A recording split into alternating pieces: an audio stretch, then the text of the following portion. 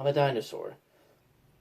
Actually, because this is the last one before Halloween, I figured why not finally use this Jurassic World big greeter hat I got from Walmart last year.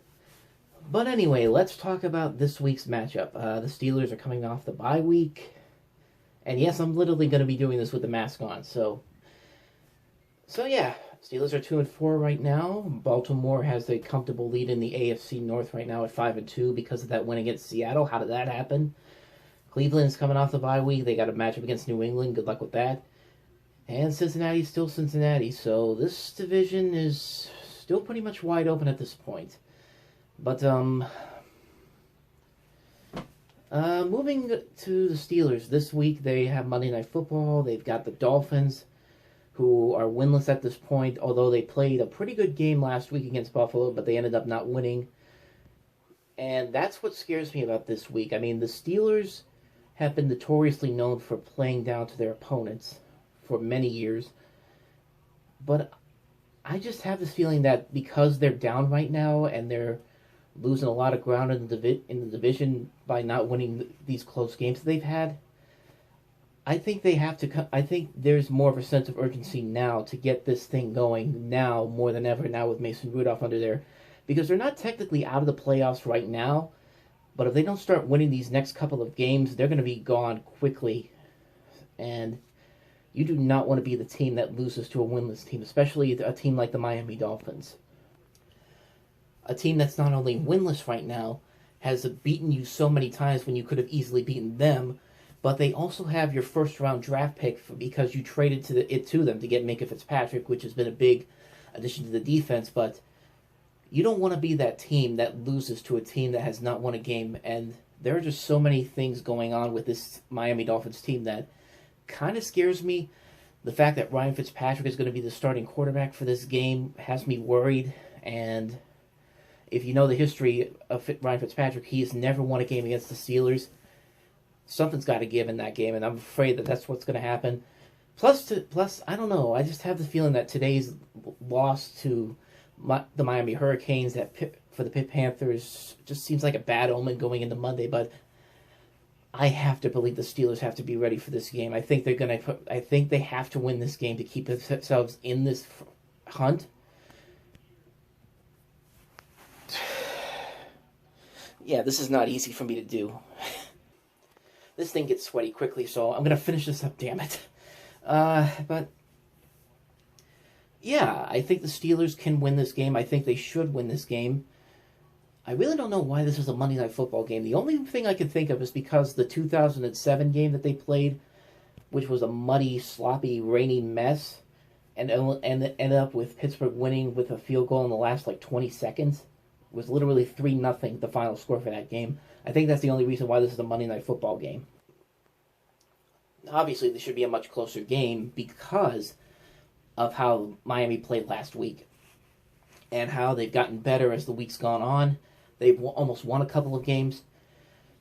I hope the Steelers can actually come out and pull out a win here. In my heart, I think they will pull out the win.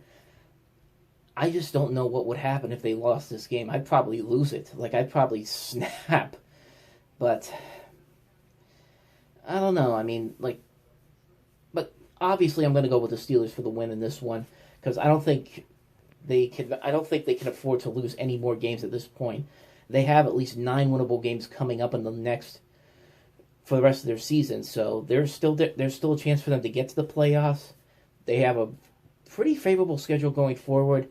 And I think it starts with a win against Miami on Monday night. I really believe that the Dolphins they'll be close, but I think the Steelers will pull out the win. They have to pull out the win at this point because I don't know what I'm going to do if they lose. I just don't know.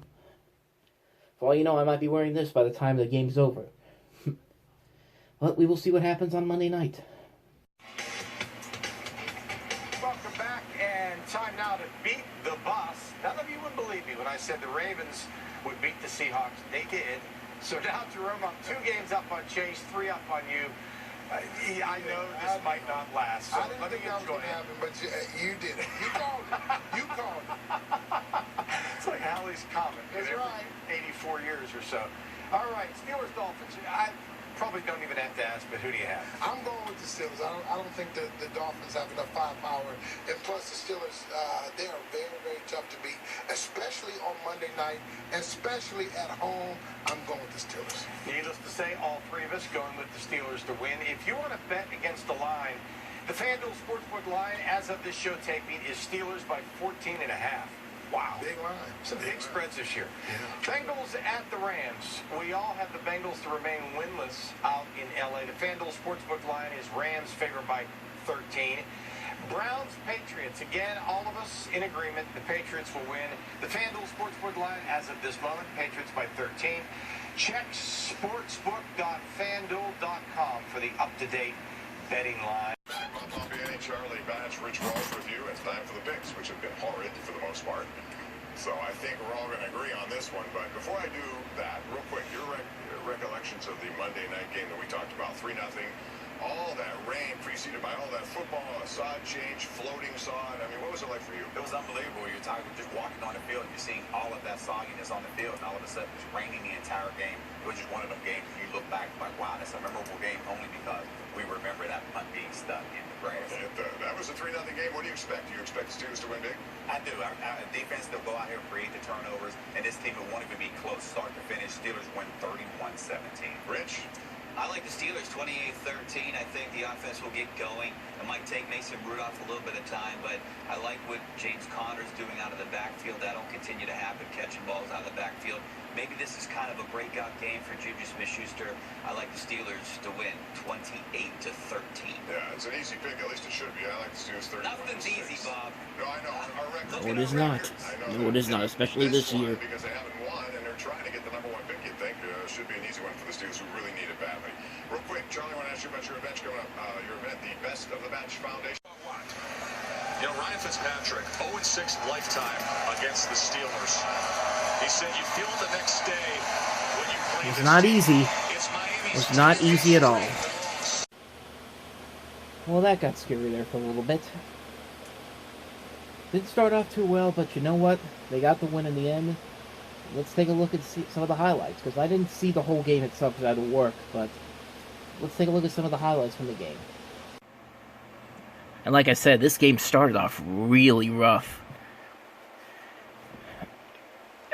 You know, it's one of those things where you watch a game like this, and all I can think to myself was what happened last year at the last bye week when the Steelers were playing the Browns at home, and started off really slowly, didn't get really going, and Cleveland really took advantage of it in the first quarter. As you can see, they scored a touchdown there. See if I can find the other touchdown here. Right down here. There's the other touchdown there. And like I was saying before, you do not want to be the team that gives a team like the Dolphins, who have not won a single game, a win. Especially now that they have your first-round pick for next year, and they want you to lose so they can get a top-5 pick. But yeah, like I said, I didn't see much of the first quarter. I saw the first touchdown for the Dolphins, but that's about it. And second half is where they really got going here. Let me see if I can find.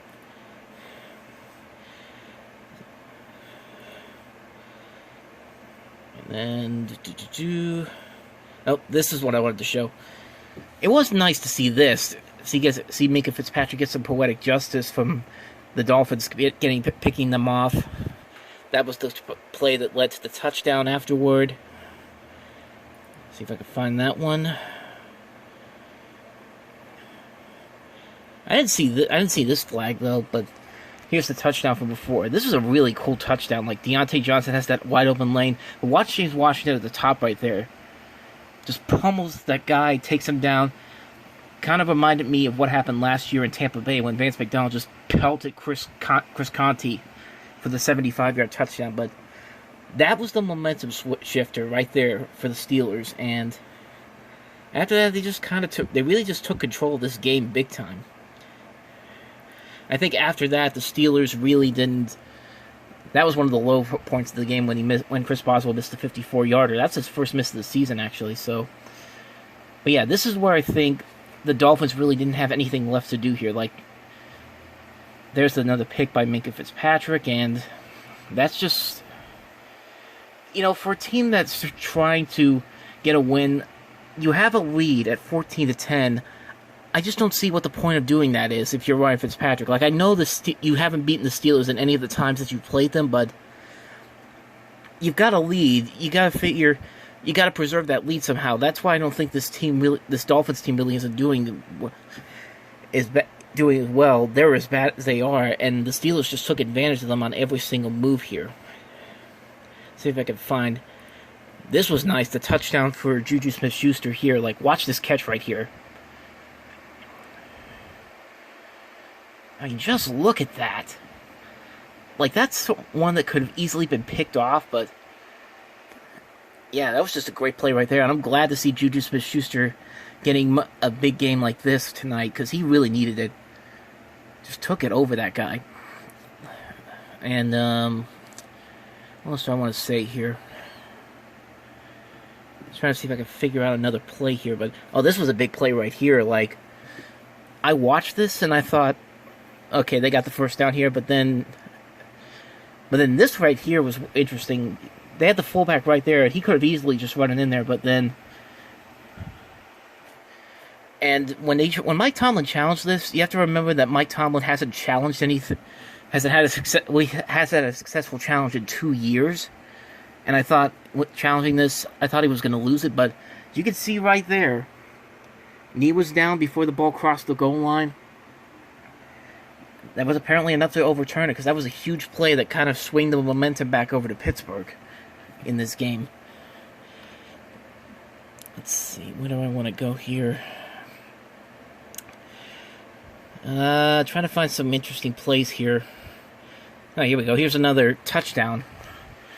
This was a James Conner touchdown from before, which I was kind of surprised they kept him in there late in the game, which he got that shoulder injury. Hopefully it's not anything too bad.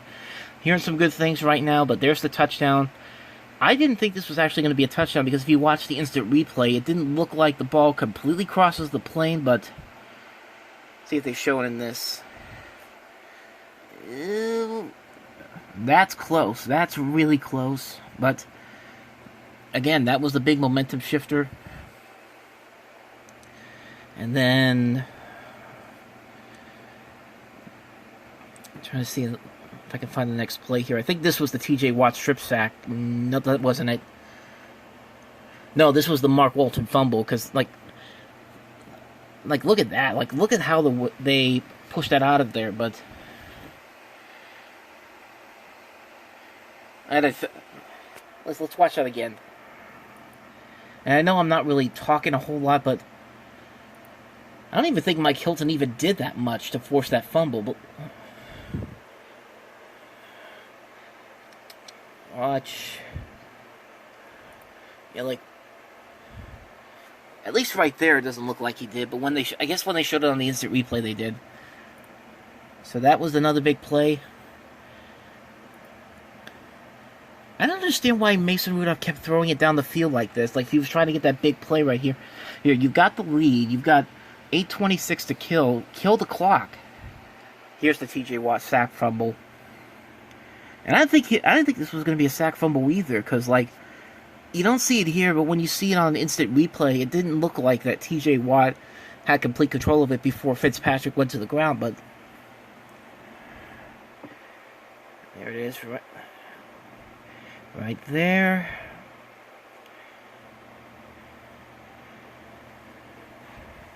But it was a fumble, and then they kicked the field goal, and that's how it kind of ended there. The Steelers ended up winning this game, 27-14. And I know this is kind of an odd situation here, me doing this way, but I'm trying to figure out ways to get past the copyright claim thing. But so yeah, much like the game itself, that clip package was not pretty for me to talk about, but like I said, it was kind of like that game. Started off kind of slow, but then as it kept going, the Steelers really came through, and they actually put together a pretty good game for the most part. And now they're sitting at 3-4 right now. They're not too far away from coming back in this division, because Baltimore is going to face New England next week. Good luck with that.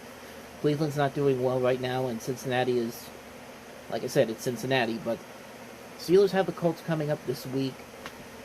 It's a game I think they could win, but Indianapolis has really been playing pretty well the last couple of weeks, as have the Rams, who are going to be next. And I'm bringing these two up because I'm not going to be able to talk about them the next 2 weeks because I'm going to be on vacation next week. So I think those are games that they can easily win, but I think that those are games they can easily lose too. But I'm going to say right now, the Steelers will win both of those games. They'll be back at 5-4. That's my thinking right now, and I hope that it does do that. And this is going to be the last time you see me in this dinosaur costume. Unless people want to see me wear these for the rest of the season, which I wouldn't mind doing it if you really want me to, but anyway, that's going to wrap this one up. Good night, and happy Halloween. Okay, I'll stop right now.